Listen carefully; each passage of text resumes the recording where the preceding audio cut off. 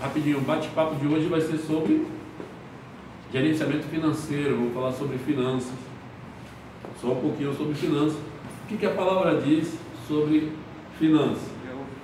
A ideia, na verdade, de hoje é uma introdução naquilo que a gente pode fazer vários encontros, porque esse tema é abrangente e a Bíblia fala muito sobre esse tema. Olha, nem eu sabia que fala tanto. Parece que fala mais de finanças do que de salvação. É impressionante como tem muitos versículos falando sobre finanças. Mas eu queria só destacar uma pessoa. Jesus vai falar, Paulo vai falar, tá? Mas eu queria destacar uma pessoa só e a gente vai tentar se firmar nessa pessoa, né? Tentar ver ali o procedimento que aquela pessoa fez para que pudesse, na verdade, render o seu dinheiro, render o seu trabalho em si. E tirar alguns parâmetros para nossas vidas, né? Tirar algumas lições daquilo que a palavra tem falado. Então, hoje pela manhã eu fiquei examinando bastante a vida de Jacó, de Isaac e, obviamente, de José. Então, eu fiquei lendo esses textos, desde o capítulo, se não me engano, 37 de Gênesis. Eu fui parar no 50, lá na morte de José, quando José morreu, e aí começou agora o êxodo, né? Então, eu só li essas três passagens, dessas três vidas, né? Jacó, Isaac e José. E uma coisa em comum que eles tinham era sobre o Deus de Abraão, né? Que depois virou Deus de Jacó, Deus de Isaac, depois virou Deus de Jacó, e aí depois virou Deus de José. Então, o que eu percebi em tudo isso, na verdade, é que a boa mão do Senhor estava com eles. E isso foi algo que realmente me marcou, porque não adianta. O que eu quero dizer é que não dependia das forças deles, mas daquilo que Deus tinha proporcionado para eles. E eles quiseram viver o sonho de Deus. E é interessante uma passagem quando Jacó, ele já está fugindo lá da terra dos seus pais, né? E está indo agora para se encontrar com Labão. E chega num determinado caminho, ele pega uma pedra para dormir, onde ele vai colocar depois um altar chamado Betel, e ele fala que Deus estava aqui, eu não sabia, né? Ele sempre fala isso, ele ficou até com medo, assustado ali com o sonho que ele teve, que foi aquela escada, lembra desse sonho? A escada que era grande, vinha do céu à terra, e os anjos do Senhor, ele passeava ali, né? Subia e descia, e o Senhor estava na ponta dessa escada. Então, o que aconteceu depois dali? Jacó ali, ele faz uma promessa, ele diz para Deus o seguinte, e aí que eu vi a questão financeira. Olha o que Jacó fala: se o Senhor abençoasse ele e fosse com ele nessa jornada na qual ele estava indo para a casa do tio dele, que era irmão da mãe dele, o Labão, ele falou: se o Senhor abençoasse ele e desse para ele o de comer e o de beber, tudo que ele ganharia, ele daria a 10ª parte para Deus. Tá? Isso daí está claro? Deixa eu ver aqui no celular do Renan. 255846. Gênesis 28, 22, do 20 ao 22, só para a gente, depois a gente vai entrar na base do que a gente vai falar, mas eu só estou querendo falar desses homens, né? 28.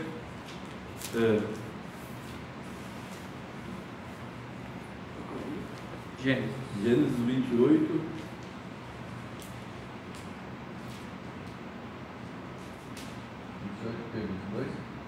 Do 20 ao 22. E diz assim: então Jacó fez um voto dizendo: se Deus estiver comigo, cuidar de mim nesta viagem que eu estou fazendo, prover-me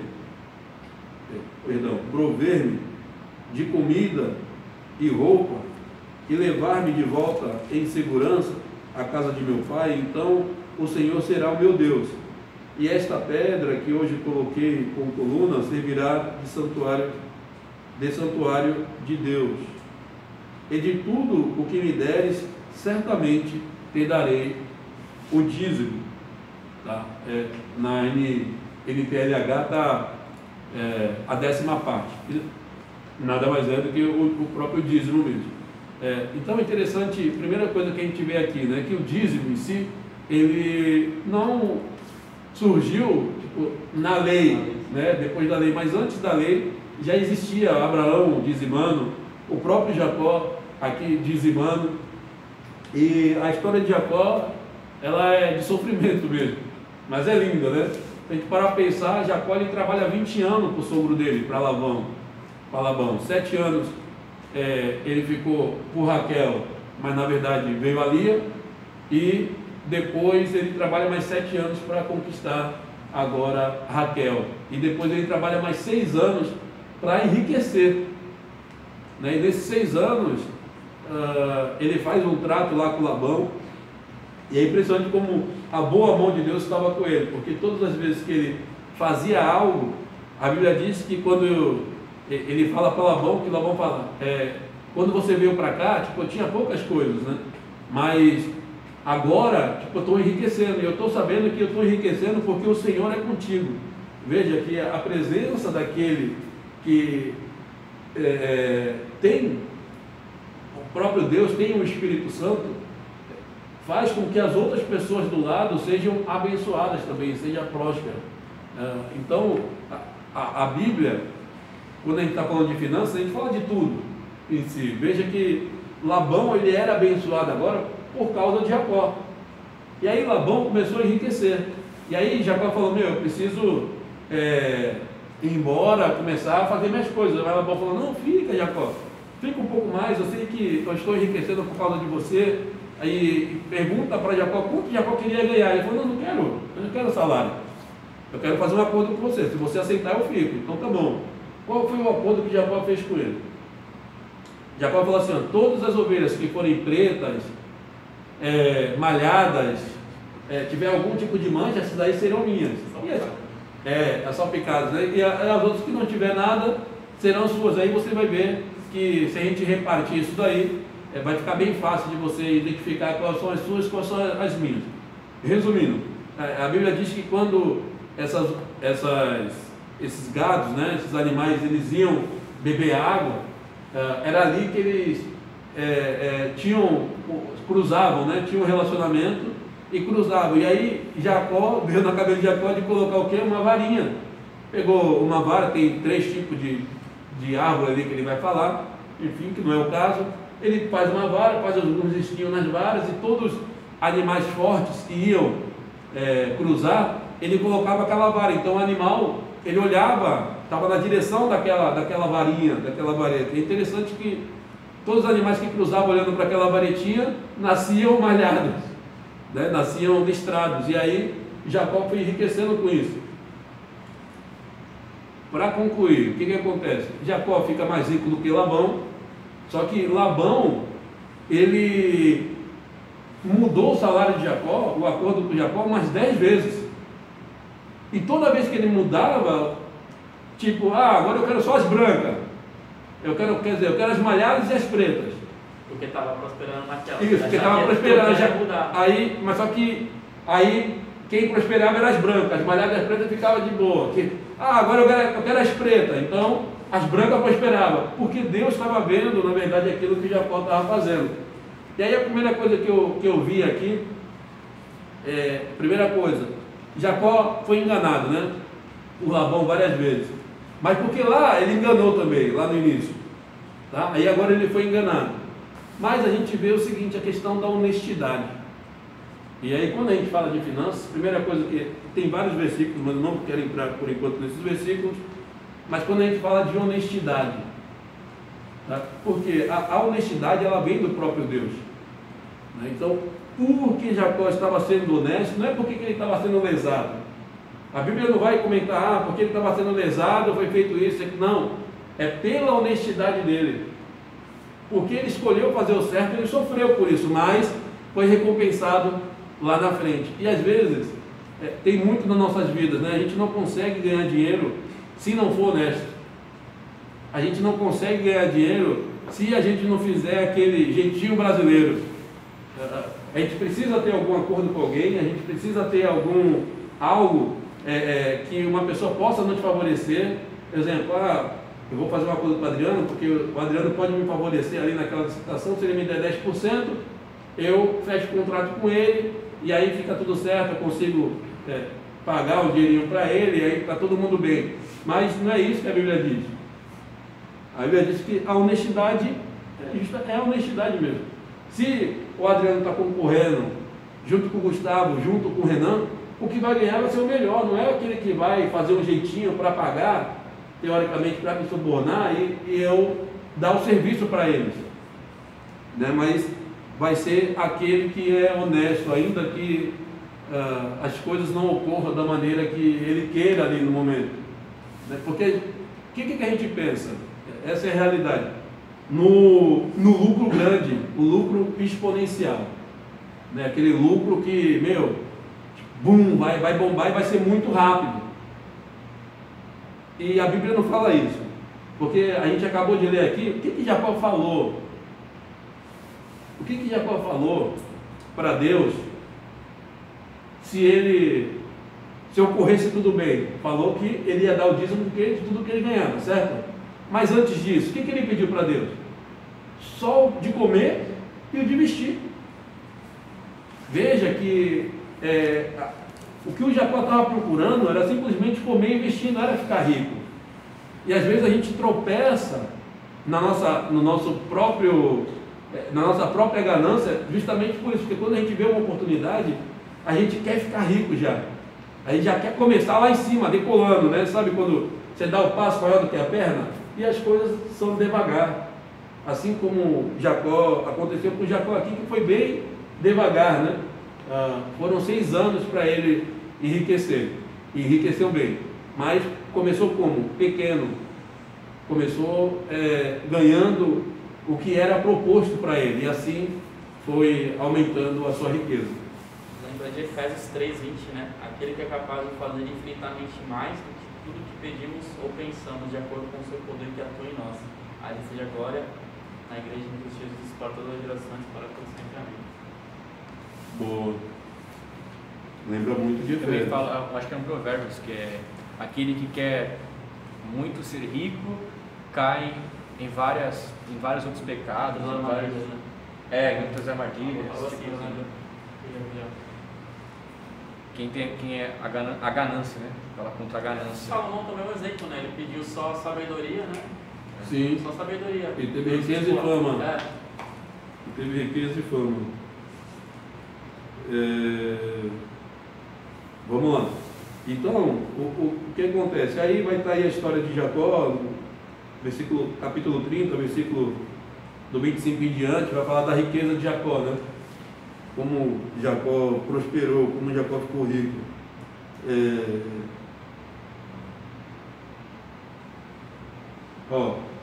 Só ver o finalzinho aqui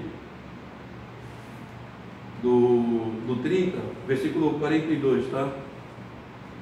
41. Capítulo 30, versículo 41. Isso, capítulo 30, versículo 41.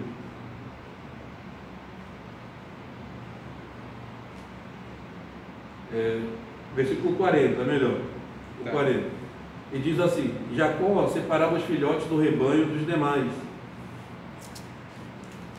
e fazia com que esses ficassem juntos dos animais listrados e pretos de Labão. Assim foi formando o seu próprio rebanho, que separou do de Labão. Toda vez que as fêmeas mais fortes estavam no cio, Jacó colocava os galhos nos bebedouros, em frente dos animais, para que se acasalassem perto dos galhos. Mas, se os animais eram fracos, não os colocava ali. Deste modo, os animais fracos ficavam para Labão, e os mais fortes para Jacó. Assim, o homem ficou extremamente rico, tornando-se dono de grandes rebanhos e de servos e servas, camelos e jumentas. Quer dizer, ele chegou lá com nada, Jacó. Não chegou com nada, nada, nada. Aí saiu de lá. E saiu de lá, na verdade, com bastante gado, riqueza, né? Bastante dinheiro. A Bíblia diz que ele fica extremamente rico. Veja que Jacó ele só queria comida e roupa. Só o básico. É o básico, né? Do básico ele foi para o tudo. E às vezes a gente não tem nada, já quer o tudo, ao invés de pensar no básico primeiro. Então, só fica uma reflexão.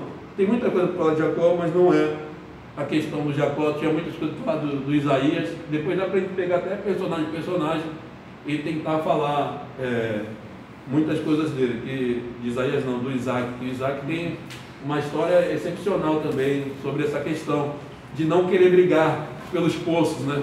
Ele cavava os poços, aí os pastores brigavam lá, então ele falava, então deixa para lá. E ele começou a colocar até nome dos postos, né? Dos poços, que era o poço da inquietação, o poço da discussão. E foi aí que ele foi, cada vez que ele abria o poço, a água jorrava ali, porque o Senhor estava com ele. Até os filisteus, na verdade, foi falar com ele, dizendo, né, poxa, quando você estava lá na minha serra, eu estava sendo abençoado, e eu sei que eu só sou abençoado porque você estava lá. Veja, o que eu fiquei pensando muito é sobre a bênção do Senhor, quem Deus quer abençoar. E às vezes não é a questão do trabalho em si. A gente precisa trabalhar, não pode ser preguiçoso, mas estou dizendo que se Deus estiver na situação, você é abençoado. E aí a gente vai dizer honestamente, né? Bom, mas é só a introdução do papai aqui do José, de como ele era rico também, né? Sabia organizar também, né? Bem organizado. Muito bom. Mas eu quero falar mesmo é do José. Então vamos lá, para a gente entrar no nosso tema. José. José. Ó, Gênesis 41, versículo 34. Gênesis 41, 34.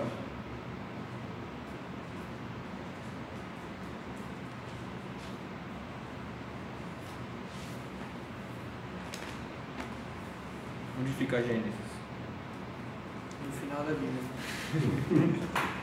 Ao contrário, né? Porque os últimos serão os primeiros. Ó, Gênesis 41, 34. isso. Beleza. Vamos ler aqui.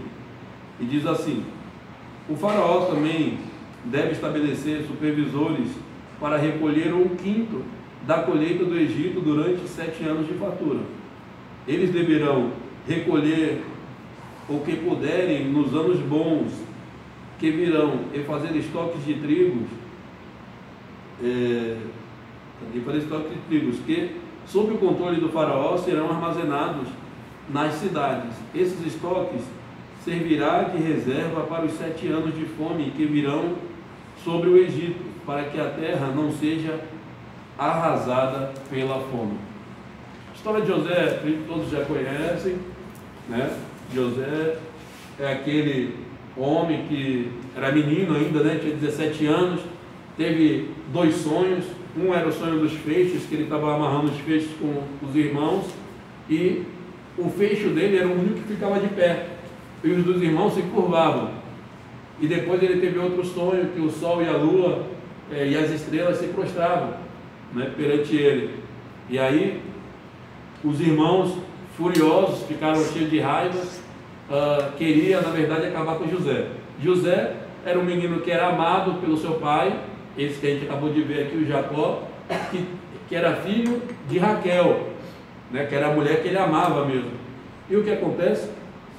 José, na verdade, Jacó pede para ele ir no campo, onde os irmãos estavam ali, cuidando das ovelhas, e para ver se eles estavam precisando de alguma coisa e trazer notícia para o pai. Só fazendo um resumo, tá? Quando ele chega lá para falar com os irmãos veem ele de longe, já começam a tramar a morte dele. Vão matar, vão matar, vão fazer, vão matar, e vão falar que foi uma besta fera que saiu, né, da selva ali, do campo, e matou ele, estraçalhou ele. E aí o que acontece? Eles decidem não matar, porque o Rubem, pai da Duda, não, porque o Rubem, o irmão mais velho, disse que não era para matar, né? Porque ele era sangue do sangue deles. Então, se quisesse dar um castigo, colocasse ele numa cisterna. Cisterna era aqueles poços que eles cavavam, né? E quando chovia, a água ficava ali. Então tinha uma cisterna que estava seca. E o que eles fizeram? Pegaram José, pegaram a capa dele, mataram o animal, colocaram sangue na capa dele para falar com o pai, né? Pai, ó, veio um animal aí, achamos essa capa, é do José mesmo? E foi isso que aconteceu. Depois Jacó vai reconhecer a capa do José e tudo, porque Jacó pediu para fazer uma túnica toda especial para José. Enfim, o que aconteceu? O José ficou ali na cisterna e os irmãos começaram a comer ali do lado da cisterna. Eu José, misericórdia, né? Poxa, me tira daqui, não sei o quê. E os irmãos, sem novidade, começaram a comer ali do lado da cisterna, já pensando no que iria fazer com José.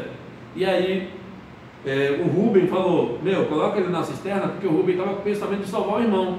Falou, depois eu vou retornar, vou pegar o irmão, vou levar ele para o meu pai e está tudo certo. E o que acontece no decorrer dessa história?